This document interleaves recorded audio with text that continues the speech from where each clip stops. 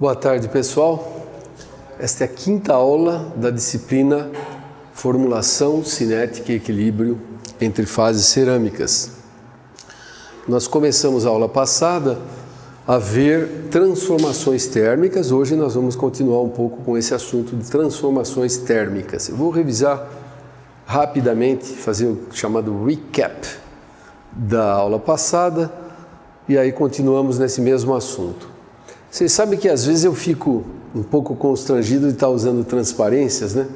Todo mundo usa apresentação PowerPoint, eu também uso em outras disciplinas, mas eu tenho uma preguiça danada e falta de tempo para passar isso para um computador e fazer PowerPoint. Mas a semana passada eu fui assistir uma palestra de um prêmio Nobel, William Phillips, prêmio Nobel de Física, veio aqui na UFSCar dar uma palestra. E para minha surpresa, como é que ele dá aula? Usando transparências. Então, eu fiquei extremamente orgulhoso por estar usando transparências, assim como o professor William Phillips, prêmio Nobel de Física, uns anos atrás, ainda usa. Enquanto elas estiverem legíveis, eu vou continuar. Uma hora, quando elas apagarem demais, eu vou ter que passar por uma apresentação PowerPoint, né? Se fosse na Índia, os alunos se ofereceriam, né? Ô professor, deixa que eu passo para você e tal, né? Mas aqui no Brasil eles não fazem isso, então nós vamos ficar com as transparências. Bom,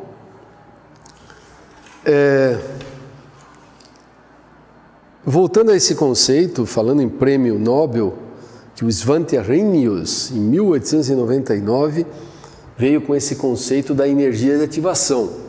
Todos os processos termicamente ativados passam do estado para o outro depois de vencerem uma certa energia de ativação, né? E a diferença de energia livre, ΔG, é quem dita quão rápido esse processo vai ser. Então, esse parâmetro ΔG, que é a energia livre do produto final menos a energia livre do produto inicial, e a energia de ativação, elas ditam a cinética. O interessante é que a energia de ativação, em muitos processos, não em todos, mas em muitos, não depende da temperatura. Então, se nós fôssemos esquematizar um gráfico de energia de ativação para várias temperaturas, então seria esse gráfico assim, né? Numa temperatura T1. Então o preto significa temperatura T1. Se agora nós fizermos para o mesmo processo físico-químico, numa temperatura T2, como variaria esse gráfico? Esquematicamente, se a energia de ativação não depende da temperatura, numa outra temperatura seria o seguinte, olha só, a energia livre inicial é diferente, mas a energia de ativação fica a mesma. Quem varia é o estado final e o inicial. O ΔG varia, mas a energia de ativação fica a mesma. A energia de ativação não depende da temperatura. Para muitos processos. Tem algumas exceções, eu só conheço uma, que é viscosidade. Eu não vou entrar nesse assunto aqui, mas quando se mede a viscosidade em função da temperatura, a viscosidade de um vidro, de um polímero, né? Ela varia com a temperatura e a energia de ativação também varia com a temperatura. Mas nos processos que nós estamos vendo aqui, que é a reação entre 2 ou 3 sólidos, a energia de ativação não depende. Bom, nós vimos aqui um processo de primeira ordem. A aula passada nós já vimos isso. Quando é uma reação de primeira ordem, a velocidade da reação, onde C é a concentração do reagente, então dC, dt, a velocidade de variação da concentração do reagente com o tempo, isso numa temperatura fixa, é igual a K vezes Ca, onde K é uma constante, sim, que depende da temperatura. A aula passada nós vimos que aquele K de T é igual a ESP de menos, né, a energia de ativação dividido por RT. Então, K depende, porque a temperatura depende e está dentro da exponencial. A energia de ativação não depende. Como a temperatura varia, K varia com a temperatura. Então, por uma reação simples de primeira ordem, né, passando Ca para K e integrando, dá que o logaritmo de Ca sobre um C0 qualquer, onde C0 é a concentração inicial do reagente, igual a menos Kt. E aí, então, exponencial dos dois lados, fica aqui Ca igual a C0, ESP de menos Kt. Então, a concentração cai, para esse caso de primeira ordem, a concentração C igual a concentração inicial, ESP de menos Kt vezes T. Então, cai exponencialmente com o tempo. Nós chegamos a fazer isso, então, também aqui a aula passada. 2, 4, 6, 8, 10. Se aqui for a concentração inicial C0 igual a 1, isso aqui o tempo é uma concentração que cai exponencialmente com o tempo. Reação de primeira ordem. A reação de segunda ordem, nós chegamos a resolver em classe? A de segunda ordem ou eu deixei para casa? Deixei para casa. Vocês conseguiram resolver? Você fez, Francisca? Vamos ver aqui, pessoal do YouTube, Francisca resolvendo o exercício.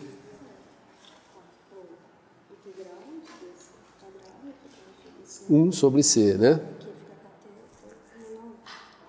Não é log, não, né? O que é isso? Ah, não, essa parte não. Tá. 1 sobre C, isso aí, Francisco. Então, para uma reação de segunda ordem,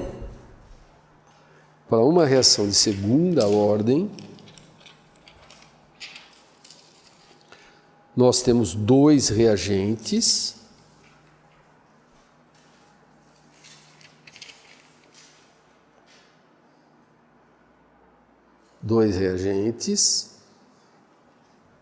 Então, para simplificar, assumindo que a taxa de reação, a velocidade, né, depende de ambos os reagentes, então menos dCA dt igual a menos dCb dt igual é o K, Ca vezes Cb. Se elas caírem com a mesma velocidade, Ca igual a Cb, igual a um certo C. Então, fica menos dC dt igual a Kc ao quadrado. Kc ao quadrado, que foi o que eu tinha deixado para casa. Integrando isso, demonstra-se então que a concentração varia inversamente com o tempo. Se a concentração inicial for 1, né, 1 sobre C igual a Kt. Então, para uma reação de segunda ordem, se a concentração inicial for 1, então fica aqui segunda ordem,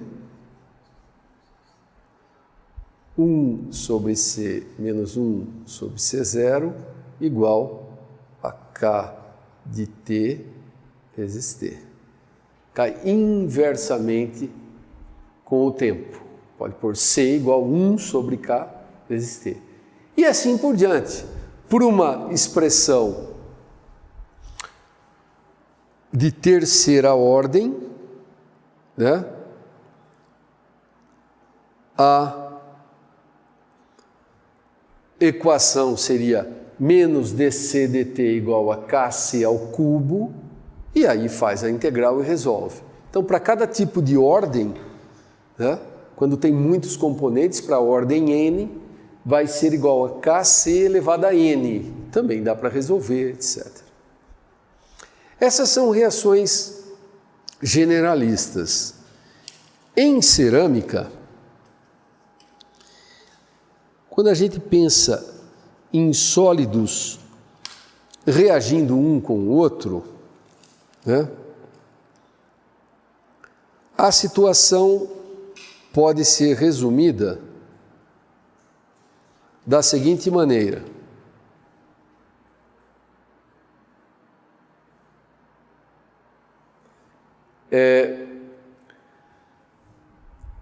Teve um químico anos e anos atrás, 1936, chamado Jander, que só para facilitar ele imaginou um sólido A e um sólido B, aqui representados por duas cores, ambos cilíndricos. Essa geometria cilíndrica foi escolhida para facilitar a parte matemática, só para isso. Dá para generalizar para qualquer outra geometria. Mas essa aqui é simples porque o quê? Se encosta os dois sólidos, eles começam a reagir. Aí a gente aquece, aumenta a velocidade de reação, átomos de A difundem para B e átomos de B difundem para A. Difundem como? Ou por interstícios ou por vacâncias. É assim que ocorre a difusão em sólido, ou nos intersticiais da estrutura cristalina, ou nas vacâncias, naquelas átomos faltantes. Então, esquematicamente, está aqui na lousa, como ocorre a interação nas fronteiras. Então, tem aqui uma fronteira esquemática, né? Aqui um material A, aqui um material B. Ora, os átomos de A, eles podem pular para as vacâncias, né? Quando ele pula, ele deixa uma vacância lá, então o átomo de B pula para lá, e assim por diante, né? Esse é o mecanismo, ou por vacâncias, ou por intersticiais, que eu não desenhei aqui. Quando os átomos são pequenininhos, ele também pode difundir nos interstícios. Seja qual for o mecanismo, passado um certo tempo, vai ter uma interface aqui que não é A e nem B. Então, dado um certo tempo, nós tínhamos o material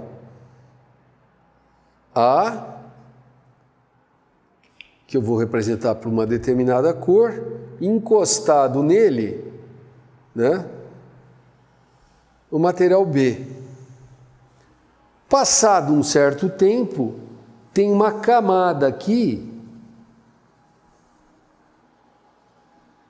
que não é nem A nem B. É um composto que pode ser um AX BY, pode ser um A2B, um A3B4 ou até um AB, depende da estequiometria do material. Se fosse mulita, que é sílica e alumina, né? Seria Al2,3, 2SO2. Então, esse é o processo que nós vamos ver agora em diante. É um A e um B dando um C no estado sólido, né? Reação no estado sólido. Para simplificar matematicamente, é essa geometria aqui, de cilindros. Porque a área não varia com o tempo. A área da seção circular não varia com o tempo. Se fossem duas esferas, ok, começa num ponto de contato, mas a área vai variando com o tempo. Então, dificulta só a matemática, a reação é a mesma, tá? Então, essa é uma forma, esse é um tipo de reação térmica que ocorre entre partículas de forma cilíndrica. Elas são facilitadas, o que acelera essa cinética? Porque nós estamos tratando de cinética, de velocidade. O que acelera? Vacâncias. Quanto mais vacâncias, mais fácil a difusão. Estrutura aberta. Ora, se tem uma estrutura cristalina com parâmetros de rede bem grandes, estrutura é aberta, é mais fácil a difusão também, né? Superfícies em contato. Quanto melhor o contato, melhor a reação. Por isso que em cerâmica, vocês vão lá, vocês prensaram as suas barrinhas já, né? Prensaram a semana passada, né? Para dar contato entre as partículas. Ora, se eu tenho duas partículas aqui, uma aqui, outra aqui, elas nunca vão reagir. Elas vão reagir se elas estiverem em contato. Quanto mais contato, melhor. Quanto mais a superfície de contato, melhor, né? E o número de defeitos em geral. Além de vacâncias, tem discordâncias, tem outros defeitos dos cristais. Quanto mais defeitos, melhor para a difusão. E é óbvio, quanto maior a temperatura também, melhor, né? A temperatura, ela fica explicitamente aqui. E os defeitos, a composição química, essas coisas da energia de ativação e no pré-exponencial, né? Então tem dois fatores que são afetados aí pelo tipo de material, A e EA. R é a constante dos gases e T é a temperatura. Então, o que está em vermelho são os fatores intrínsecos ao material. E a temperatura é um fator extrínseco, um fator que é controlado por fora, pelo engenheiro, por quem está fazendo o experimento, pelo pesquisador, né? Então, agora, eu quero que vocês pensem um minutinho. Mecanismo A, porque nós já demos a aula passada. Esse aqui é parecido com a aula passada. O mecanismo A é quando a camada de difusão diminui a taxa de reação. Eu vou explicar o que eu quero dizer com isso. Acendendo a luz aqui, para facilitar um pouco a filmagem. A camada de reação é justamente isso aqui, que a gente vai chamar de Y. É o aumento dela com o tempo. Na realidade, nós queremos ver equações que descrevam o aumento de Y com o tempo. Esse aumento de Y com o tempo pode ser linear, pode ser assim, ou pode ser até acelerado. Assim.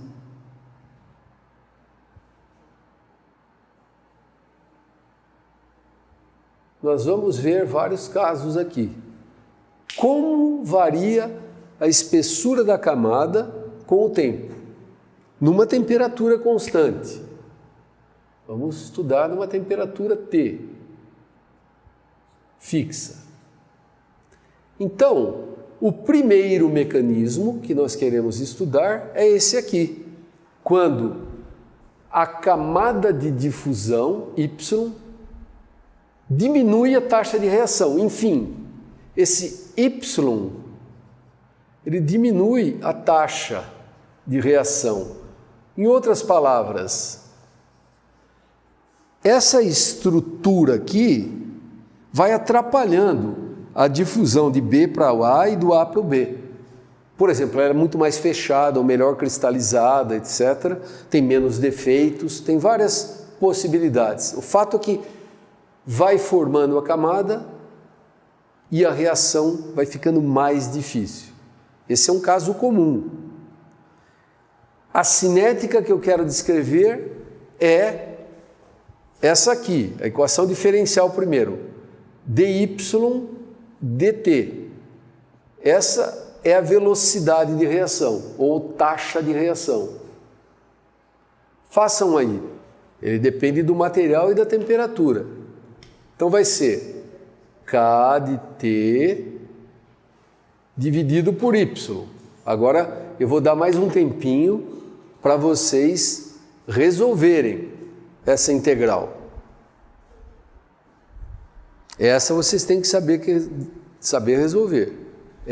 Eu vou contar uma história verídica para vocês. Eu fiz engenharia de materiais como vocês, depois eu fui fazer física. Eu fiz um mestrado em física e sofri bastante com a matemática. Tem um nível de matemática, uma exigência na pós-graduação, que eu já tinha esquecido grande parte da matemática que a gente vê aqui no primeiro, segundo, terceiro ano, né? Então eu tive que reestudar de novo. Aí eu fui fazer doutorado na Inglaterra e a exigência de matemática foi grande, porque o meu orientador lá era físico também, e o meu problema exigia matemática, transformadas de Fourier, coisas assim. E eu fui aos trancos e barrancos e estudando sozinho e tal, e aprendi um pouco mais de matemática. Depois eu voltei para cá, contratado como professor já, com doutorado, e fui refazer 2 ou 3 disciplinas de matemática como ouvinte. Eu refiz, como eu sentei lá e refiz. E esse fim de semana foi a festa dos 40 anos de formado, né? Então, na minha turma, 40 anos de formado, nós convidamos ex-professores, os que estão vivos ainda, né? Não é que o professor de matemática Décio Botura estava no churrasco, me viu, me abraçou e falou: "Você é o Edgar, aquele que sentava na primeira aula, depois de doutorado, veio reassistir, na primeira fila, e veio reassistir às aulas de matemática." Eu fiz isso, eu fui reassistir às aulas de matemática, tão importante que é. Então, pode não ser culpa suas de ter as matemáticas no primeiro, segundo e terceiro ano, depois não vê mais nada de matemática e acaba esquecendo. Mas olha aí, esses pequenos probleminhas que eu dou é para vocês verem que tem matemática, e matemática é importante. Isso é o mínimo, é importante, né? O engenheiro tem que saber matemática. É uma base muito importante. E a engenharia de materiais, ela é interdisciplinar. Matemática, física e química. Tem que saber essas 3 disciplinas aí, matemática, física e química. Claro, vai depender do tipo de emprego que vocês pegarem depois, e é impossível prever o tipo de emprego. Uma colega minha, da minha turma, Cristina, chegou a diretora de Tecance nos Estados Unidos. Ela relatou aí, para quem foi assistir o relato dos DEMAEX, né? Diretora de Tecance nos Estados Unidos. O Natal Garcia chegou a presidente da Caterpillar, né? O Zé Luiz Castrese chegou a presidente da General Electric Plastics. Cada um teve uma carreira diferente do outro, né? Uns precisaram de mais matemática, outros de menos, mas não pode esquecer tudo, apagar tudo. Ou pelo menos tem que lembrar um pouco, aí entrar no Google, no Wolfram Alpha e conseguir resolver os problemas, entendeu? Claro que você não vai ter todo o conhecimento na cabeça daquilo que não usa, mas tem que se sentir pelo menos confortável para procurar as coisas e entender. Eu não lembro como resolve uma equação diferencial de terceiro grau, eu não lembro também, mas eu sei entrar na internet e achar a solução, montar a equação e achar a solução, entendeu? Então isso aqui que a gente está fazendo, e eu estou fazendo devagar de propósito, é montar a equação diferencial. Essa é uma equação diferencial que descreve um fenômeno físico. Os fenômenos físicos, eles têm que ser descritos por equações, que são os modelos teóricos, né? Por quê? Fala, mas por que isso? Porque dá para prever sem fazer os experimentos. Uma teoria boa te permite prever resultados sem ter que fazer os experimentos e entender o que se passa física e quimicamente. Então, os modelos teóricos são para isso, entender o fenômeno e prever. Por exemplo, você pode fazer numa temperatura e prever em todas as outras temperaturas.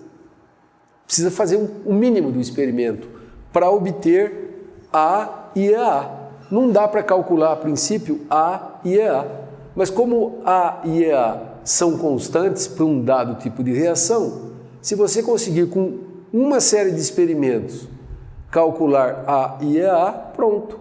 é só variar a temperatura no computador e ver a cinética em todas as outras temperaturas. Né? O que eu estou dizendo é assim, essa cinética, depois de ter integrado, eu espero que vocês tenham chegado nessa equação aqui, y igual a raiz de 2kt. Né?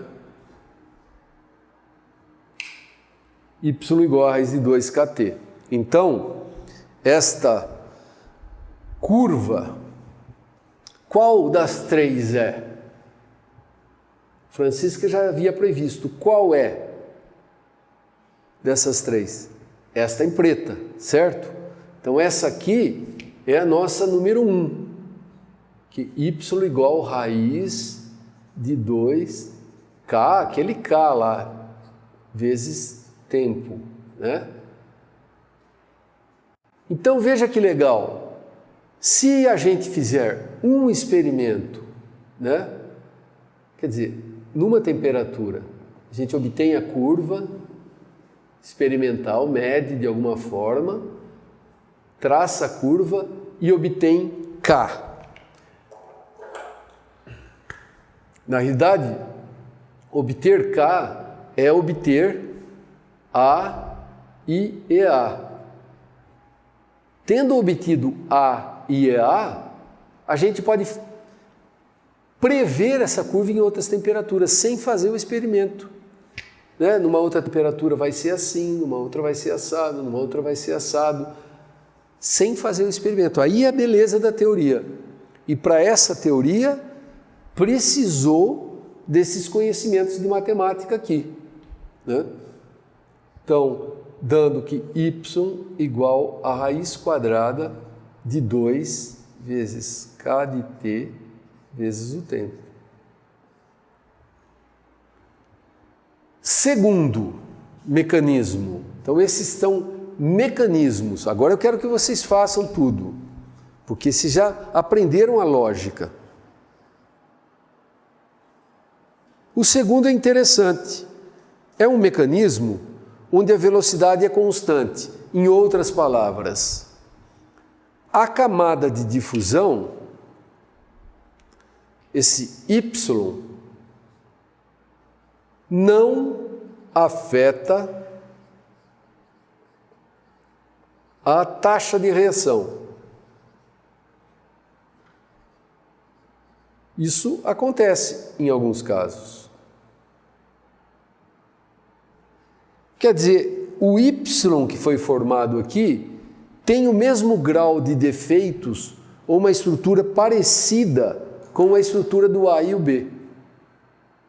Então, a reação continua sem ligar para a formação de Y. Tem o A, tem o B encostados e vai formando o AB sem se importar com Y. Então, se Y não afeta a taxa de reação, dy dt é igual a K. Né? Então, dy, a integral de dy é igual a K integral de dt. Integrado de 0 a t, fica kt. Só para não deixar em branco aqui na lousa, né? dy dt igual o nosso K. Mas o nosso K só depende da temperatura, não depende do tempo, que é a variável de integração, é o tempo. Não depende do tempo. Então, a integral de dy de 0 até y igual K, porque K é uma constante, integral de 0 a t de dt. Dando que y é igual a K vezes T. Então, é esta curva aqui. É uma reta. Né? A camada continua. Vai, até acabar o material. Com velocidade constante. E, finalmente, a última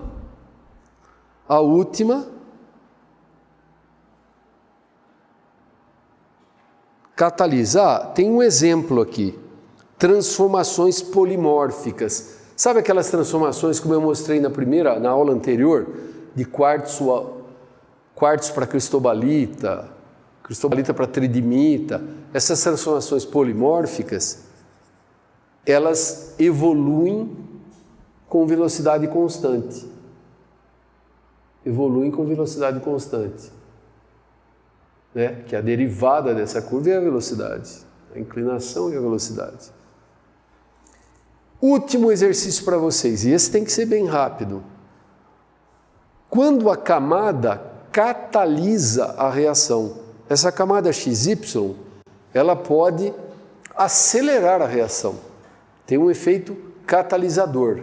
Como fica aí a equação diferencial? K de T vezes Y. K de T vezes Y. Porque quanto maior o Y, mais rápida é a reação. Vocês estão vendo agora, depois de ter feito esses 6 casos, 3 na aula passada, 3 nessa aula, como é possível montar uma equação diferencial que descreva um fenômeno físico-químico de interesse. Monta a equação diferencial, resolve a equação diferencial e sai-se com uma expressão, né? Uma expressão, está aqui na lousa, né? dy dt é ky, então log de y é igual a kt. Portanto, nesse caso, reações de oxidação são assim, autocatalíticas. Nesse caso aqui, y igual uma exponencial, né, de k de t vezes t. Cresce exponencialmente com o tempo e é o nosso caso número 3. Caso número 3.